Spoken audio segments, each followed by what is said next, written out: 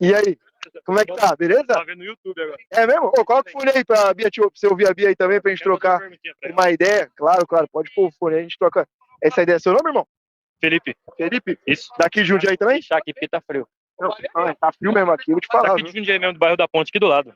Da hora. Tava em casa, vi no YouTube, mandei lá, vai ficar até que hora? A Bia respondeu até às 11. Eu falei, vou correr lá pra ver se dá pra trocar uma ideia. Da hora. Falou que quer fazer uma pergunta? Faz a pergunta aí. Na verdade, tem duas.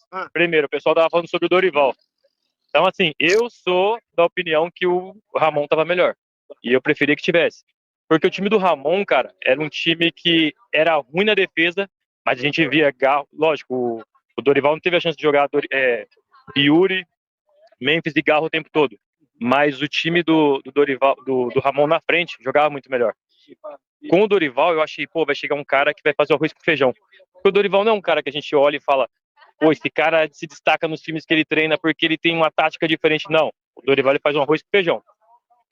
E no Corinthians eu achei que ele ia fazer o quê? Fazer um arroz com feijão, pegar o que tem lá de elenco e fazer jogar. E ele tá inventando demais, cara. Tá inventando. Então, a minha pergunta para ela, a primeira é essa. Não era melhor estar com o Ramon ao invés de estar com o Dorival? Até pagando 3 milhões pro Dorival, eu acho que é muita coisa. E a segunda, cara, eu gravo uns vídeos no YouTube também. Posso falar aqui o canal? Não pode? Pode falar? Quem estiver assistindo, então, procurei o Fala Torcedor. Eu vou gravar um vídeo hoje que é sobre 4 caras que podem deixar o Corinthians. Um deles, o Romero, o outro, o Gustavo Henrique, o outro é o Bidu e o Anrileri. Todos que têm contrato... Todos eles têm contrato até o final do ano. Eles podem agora assinar no meio do ano, né, com alguma outra equipe, ou chegar no final do ano, uma das partes não queira renovar e acaba. Eu queria saber dela se ela tivesse que escolher 2 desses 4 para ficar com esse cara e mandar 2 embora, quem que ela escolheria? Aí, Bia, você é entrevistada da vez, hein?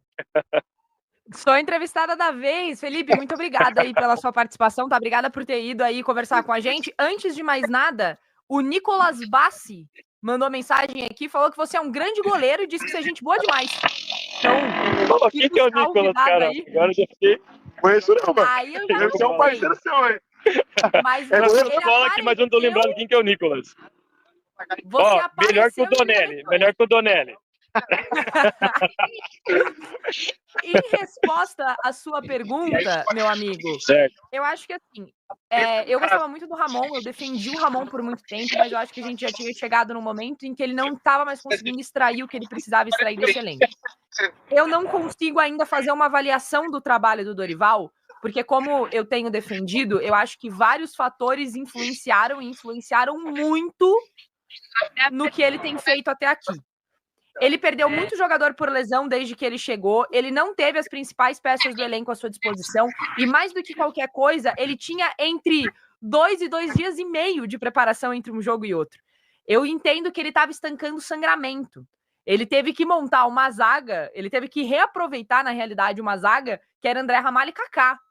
O Gustavo Henrique nunca esteve à disposição dele. A gente viu ele sofrendo com isso. Quando o Mateuzinho sentiu, ele precisou colocar o Léo Maná. E aí, quando ele entendeu que o Léo Maná não deu, ele colocou o Félix Torres na lateral direita. Então, eu acho que nesse momento era uma questão de estancar sangramento, de tentar segurar um pouco a bronca, chegar para a pausa com o saldo mais positivo possível e, a partir daí, tentar buscar alguma situação minimamente diferente para o segundo semestre. Então, para mim, a avaliação do trabalho dele começa agora. Só que ele não vai ter tanto tempo. Ele tem o jogo do Red Bull Bragantino para mostrar que ele fez alguma coisa diferente. Porque agora ele vai ter tempo, todos os jogadores de volta, todas as desculpas acabaram. Então, eu não consigo ainda fazer uma avaliação e nem comparar o trabalho, porque quando o Ramon chegou ano passado, ele chegou com um monte de reforço. Ele pisou no Corinthians num dia, na semana seguinte o Corinthians tinha contratado 9 jogadores, entre eles o Carrijo, o Thales Magno, que chegou bem, o Hugo Souza, que mudou o jogo. Então eu acho que tudo isso acaba pesando um pouco. E a sua segunda pergunta sobre quem eu renovaria, hoje eu renovaria, primeiro de tudo, com o Gustavo Henrique. Eu acho que a gente não pode perder o Gustavo Henrique e o Fabrício Angileri, se é para escolher só 2. Eu comentei ontem que eu renovaria com o Bidu por um tempo mais curto, não por 3 anos, mas se é para escolher só 2, eu prefiro apostar no Fabrício Angileri. Eu acho que o Bidu, em 3 anos de Corinthians, tem um recorte muito pequeno de bons jogos. O Fabrício Angileri tem só 6 meses. Renovar por mais um ano com ele, para mim, talvez fosse uma aposta melhor.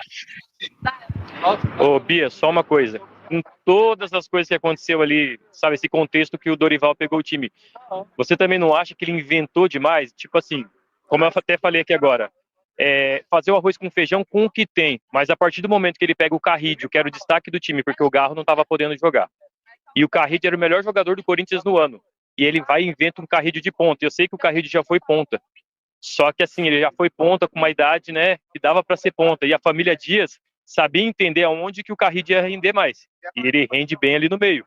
Aí ele inventa, uma das invenções dele, ele começou a colocar o Romero muito na ponta, muito aberto. O Romero já não tem mais idade para isso também. Então ele começou a tirar aquilo que a gente tinha de bom e mudar para pior, além de, assim, o Maicon era a terceira opção. Aí de repente o Maicon, que era a terceira opção, ele vira titular e capitão do time.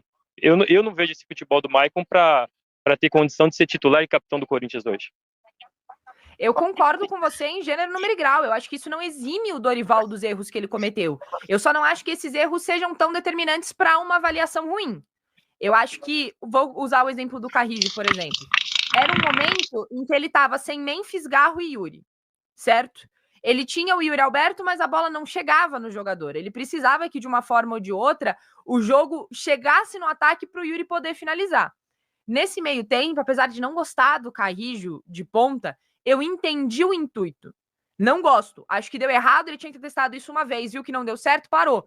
Acho que ele insistiu muito no erro, mas entendi o intuito. A insistência no Maicon, para mim, é completamente injustificável. Já falei aqui várias vezes, eu não entendo o Maicon de titular. Eu não entendo o Maicon ainda no Corinthians, para ser muito sincera com você. Mas eu acho que foram erros que não é que eles seriam cometidos pelo Dorival se ele tivesse, por exemplo, com todo o elenco à sua disposição. Pelo menos até aqui. Se ele voltar a repetir isso contra o Red Bull Bragantino, aí é uma outra situação.